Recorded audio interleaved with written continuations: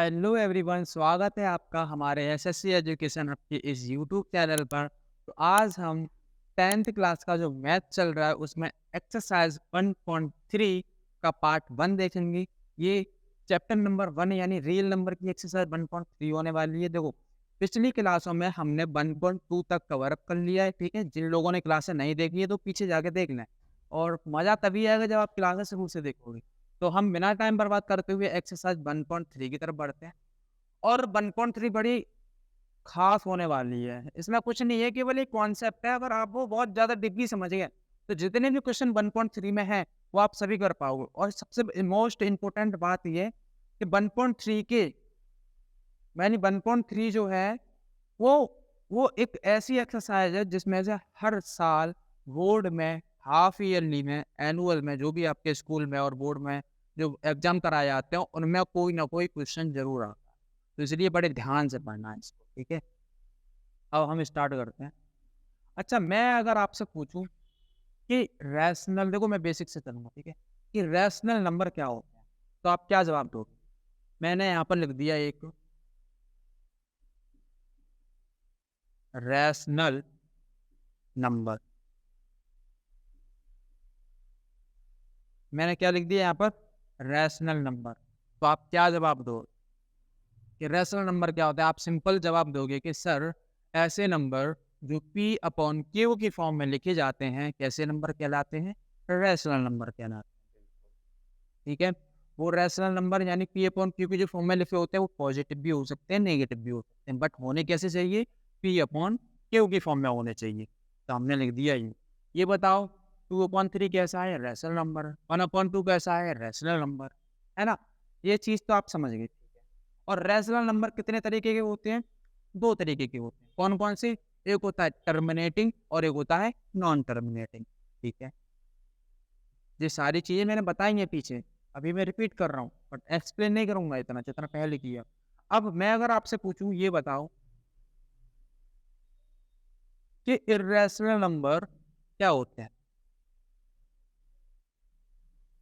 क्या होते हैं इर्रेशनल? बताओ, जल्दी बताओ, क्या होते हैं? चलो मैं बताता हूँ कि ऐसे नंबर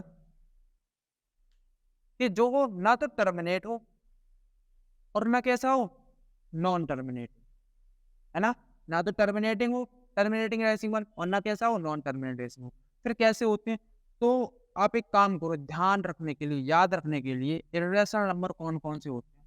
इर्रेशनल नंबर की मैंने 4 लर्निंग पॉइंट बताए थे जो हमेशा पता होने चाहिए। पहली चीज़ कि जो इर्रेशनल नंबर होते हैं जो ना तो टर्मिनेटिंग होते हैं ना नॉन टर्मिनेटिंग, पहला पॉइंट। दूसरा क्या बताया? कि वो परफेक्ट स्क्वायर नहीं होते। क्या नहीं होते?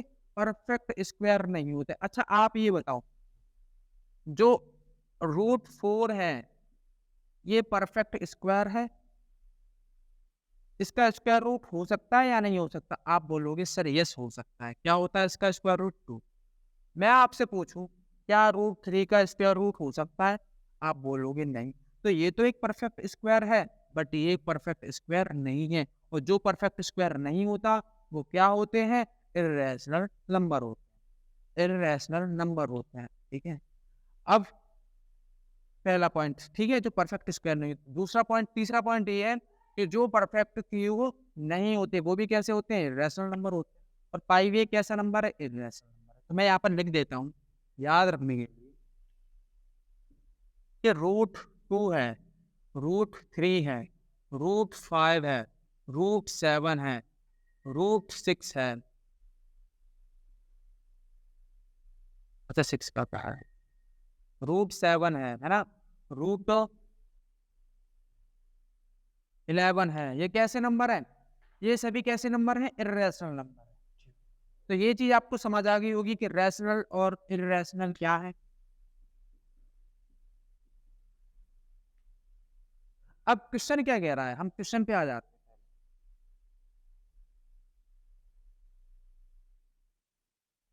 अच्छा, यहाँ पर इन क्वेश्चनों में हमें प्रूव करवाया है कि प्रूव कीजिए। क्या, जैसे मान लो कोई भी एक नंबर है, √5 एक इर्रेशनल नंबर है। अच्छा, मैं √5 ना लेके आपसे ये पूछता हूँ कि क्या मतलब प्रूव करो। यहाँ पर मैं अपनी तरफ से एक क्वेश्चन लिखता हूँ, उसके अकॉर्डिंग कॉन्सेप्ट एक ये समझ जाना। मैं यहाँ पर लिखता हूँ कि प्रूव दैट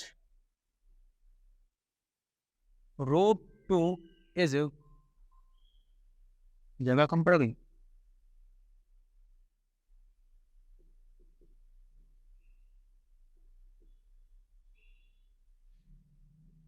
ये मैंने अपनी तरफ से कोई एक को क्या ले लिया, एक नंबर ले लिया, और मैं आपसे ये प्रूव करवाना कि रूट 2 एक इर्रेशनल नंबर है। हालांकि आपको पता है, क्या पता है कि रूट 2 कैसा नंबर है, एक इर्रेशनल नंबर है, लेकिन हमें ये प्रूव करके बताओ कि इर्रेशनल नंबर कैसे। तो देखो मैं क्या करूंगा, अभी मैं कुछ ऐसा करूंगा कि जो रूट 2 है पहले उसको मैं रैशनल मानूंगा, फिर मैं सब कुछ जो भी मैथ की कॉन्सेप्ट है, मैथ का कैलकुलेशन इधर उधर से उठा के मैं रूट 2 को क्या कर दूंगा, रैशनल नंबर डिफाइन कर दूंगा। फिर मैं क्या बोलूंगा कि हमें पता होता है कि रूट 2 कैसा नंबर होता है, इर्रेशनल नंबर होता है ना। तो फिर हमें क्या पता चल जाएगा, फिर मैं बाद में सारा कंक्लूजन निकाल के लिखूंगा कि रूट 2 एक इर्रेशनल नंबर होता है। हो सकता है आपकी बात ना समझ में आई। अब देखते हैं इधर कि रूट 2 यानी हम ऐसे क्वेश्चनों का कौन सा मेथड हो सकता है, देखते हैं। सुनो, अगर कोई भी पूछ लिया जाए प्रूफ करने के लिए क्या ये इर्रेशनल है, तो हम यहाँ पर मानेंगे कि लेट क्या पूछा है, रूट 2, तो रूट 2 बी इर्रेशनल पूछा है, हमने मान लिया रैशनल, क्या मान लिया, रूट 2 बी रैशनल।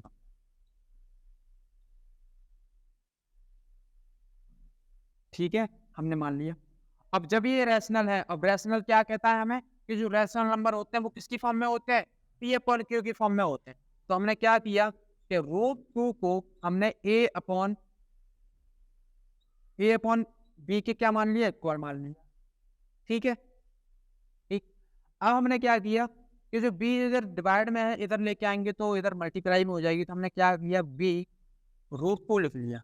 क्या लिख लिया, बी रूट 2 ए, नहीं, बी रूट 2 इधर रह गया है, B root 2 is equal to A. ठीक है, इतनी चीज समझ में आ गई। हमने रूट 2 को रैशनल नंबर मान लिया, और जो रैशनल होते हैं वो कैसे होते हैं, पी अपॉन क्यू की फॉर्म में होते हैं। तो हमने क्या किया, रूट 2 को ए अपॉन बी के इक्वल मान लिया, और यहाँ से ए की क्या निकाल ली, अब अब हम जब अगला स्टेप बढ़ेंगे तो यहाँ पर रूट लगा हुआ है, इस रूट को हटाने के लिए हम क्या करेंगे, स्क्वायर कर देंगे। तो हम यहाँ पे लिखेंगे स्क्वायरिंग बोथ साइड, एक साइड तो करेंगे नहीं क्योंकि ये गणित का रूल होता है। तो यहाँ पे जब हम स्क्वायरिंग करेंगे बोथ साइड, यहाँ पे कैसे लिखेंगे कि बी रूट 2 का स्क्वायर, और यहाँ पर लिखेंगे ए का स्क्वायर। तो बोलना क्या आ जाएगा, बी का स्क्वायर, यानी बी का करेंगे स्क्वायर तो बी स्क्वायर हो जाएगा, और रूट 2 का अगर स्क्वायर करेंगे तो यहाँ क्या रह जाएगा, 2 रह जाएगा, क्या रह जाएगा, 2 रह जाएगा, और इधर क्या हो जाएगा, ए स्क्वायर। तो हम इसको ऐसे लिखते हैं कि क्या लिखते हैं कि बीस वो तो बी स्क्वायर इजकल टू क्या हो जाएगा, ए स्क्वायर। ठीक है,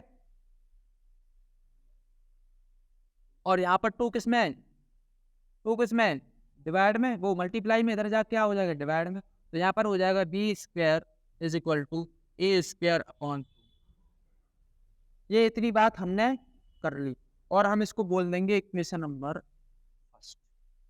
क्या बोल देंगे इसको, इक्वेशन नंबर फर्स्ट। अब इस ए स्क्वायर अपॉन 2, ए स्क्वायर अपॉन 2 का क्या मतलब हो सकता है, यानी 2 किसको डिवाइड कर रहा है, ए स्क्वायर को, है ना। अच्छा, मैं आ जाओ अलग से समझाता हूँ मैं आपको।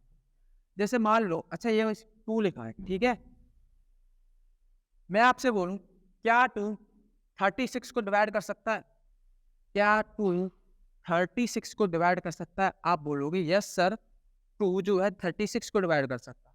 अब मैं ये बात ऐसे करके बोलूं कि 36 क्या होता है, 6 का स्क्वायर होता है, तो मैं ये ऐसे कह सकता हूँ क्या 2 6 के स्क्वायर को डिवाइड कर सकता है, क्या 2 6 के स्क्वायर को डिवाइड कर सकता है, आप बोलोगे यस सर 2 6 के स्क्वायर को डिवाइड कर सकता है। ठीक है, तो 2 6 को डिवाइड नहीं कर सकता क्या, 2 6 को भी डिवाइड करेगा। तो मैंने क्या बोला कि 2 6 के स्क्वायर को डिवाइड कर सकता है, तो 2 किसको डिवाइड कर सकता है, 6 को भी डिवाइड कर सकता है। ठीक है, फिर मैं इधर बोलूंगा क्या 2 16 को डिवाइड कर सकता है, बिल्कुल करेगा। तो मैं इसको ऐसे भी तो बोल सकता हूँ कि 2 है वो किसको डिवाइड कर रहा है, 4 के स्क्वायर को डिवाइड कर रहा है। जब वो 4 के स्क्वायर को डिवाइड कर रहा है तो 4 को डिवाइड कर पाएगा या नहीं कर पाएगा, आप बोलोगे यस कर पाए। क्यों? 2 का डिवाइड 4 में नहीं आ सकता, 2 का डिवाइड 16 में नहीं आ सकता, हम कर रहे हैं ना। अच्छा, एक चीज और क्या ले सकते हैं हम? मतलब इतना इनफ है समझाने के लिए, है ना। कि क्या मतलब, जब 36 हमने लिया, तो जब 36 को डिवाइड कर सकता है, तो इसका मतलब क्या है, यानी 2 6 के स्क्वायर को डिवाइड कर रहा है, और जब वो 6 के स्क्वायर को डिवाइड कर रहा है, तो वो 6 को भी डिवाइड करेगा और कर लेगा, है ना।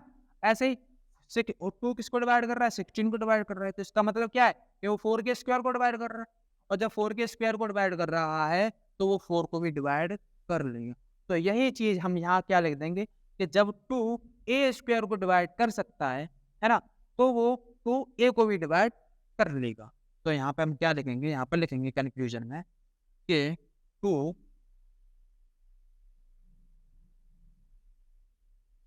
2 डिवाइड्स ए स्क्वायर,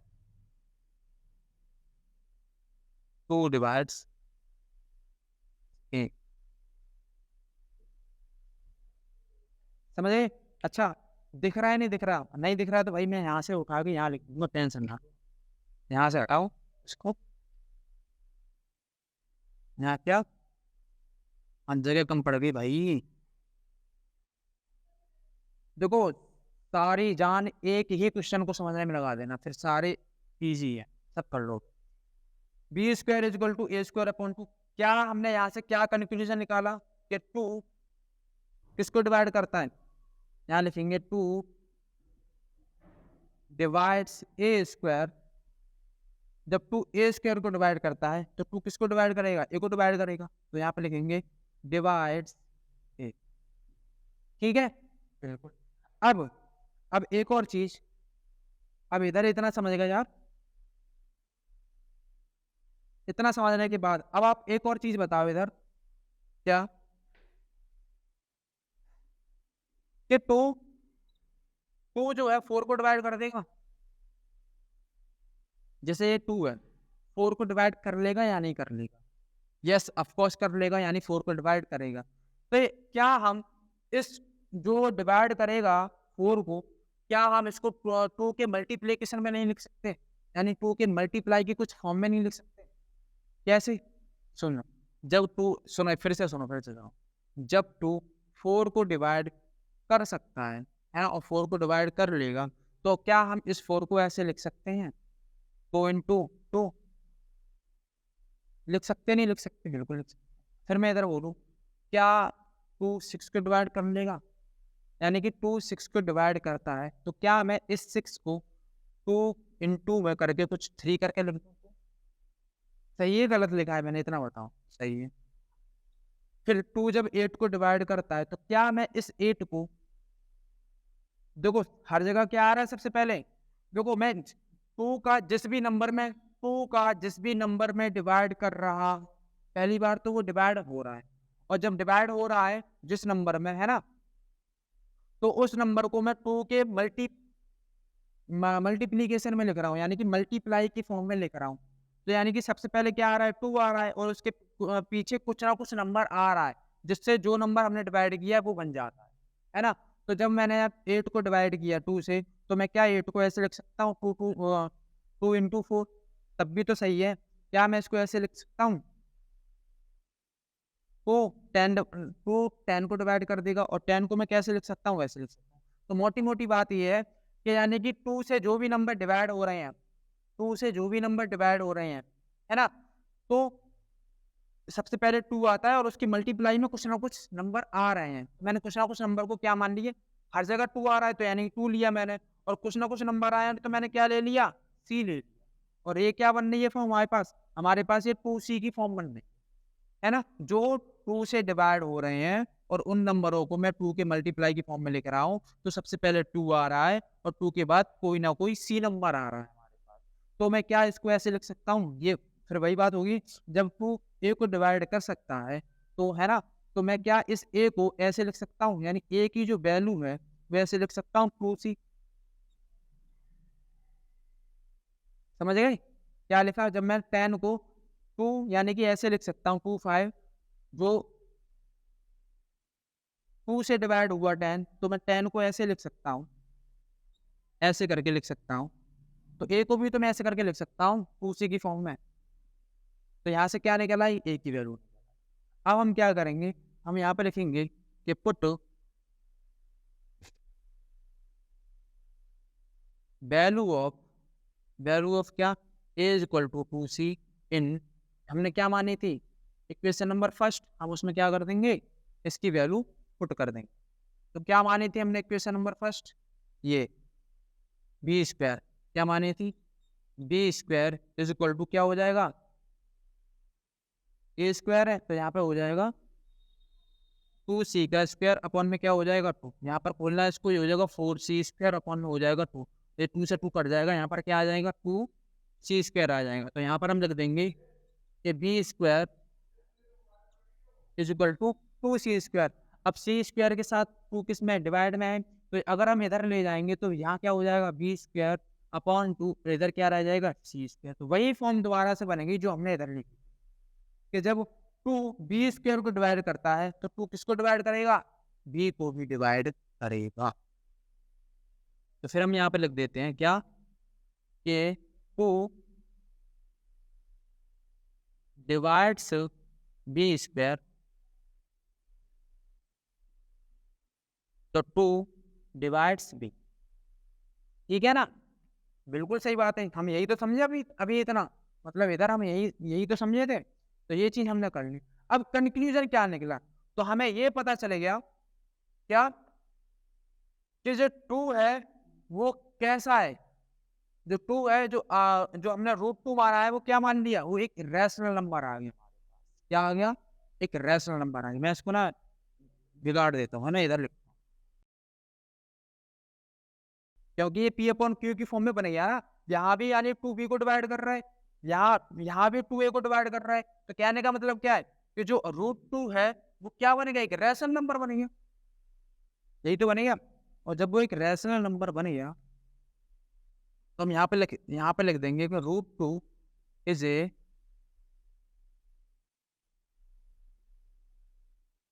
रैशनल, उधर जगह है, क्या कर रहा हूं मैं, यहाँ से हटाओ, इधर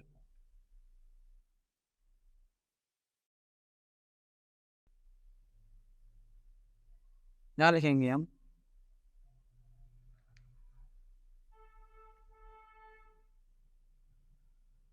क्या, √2 इज ए क्या बनेगा, रैशनल। हमने पहले क्या माना था, इसको रैशनल ही माना था, √2 इज ए रैशनल नंबर, हमने प्रूफ कर दिया।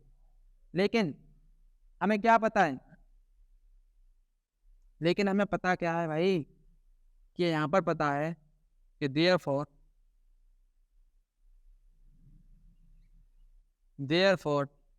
इट, कंट्रेडिक्शन हमने क्या माना था, यहाँ पर रैशनल माना था और हमने कर दिया कि √2 जो है एक रैशनल है, बट कंट्रेडिक्शन क्या निकलता है,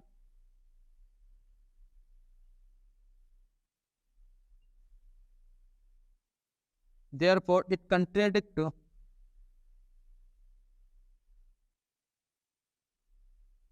द फैक्ट दैट, क्या होता है, हमने मान तो लिया कि ये कैसा है,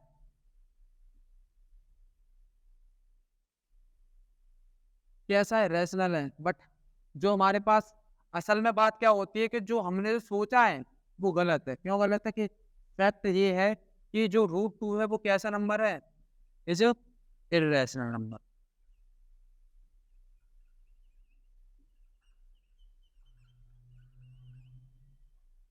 इर्रेशनल नंबर है, सबको पता है 2 कैसा नंबर है, इर्रेशनल नंबर है √2, है ना। तो हम यहाँ पे लिख देंगे कि देयरफॉर अवर सपोजिशन, यानी कि जो हमारी अवधारणा थी, जो सपोज करने का जो तरीका था वो कैसा था, वो रॉन्ग हो गया।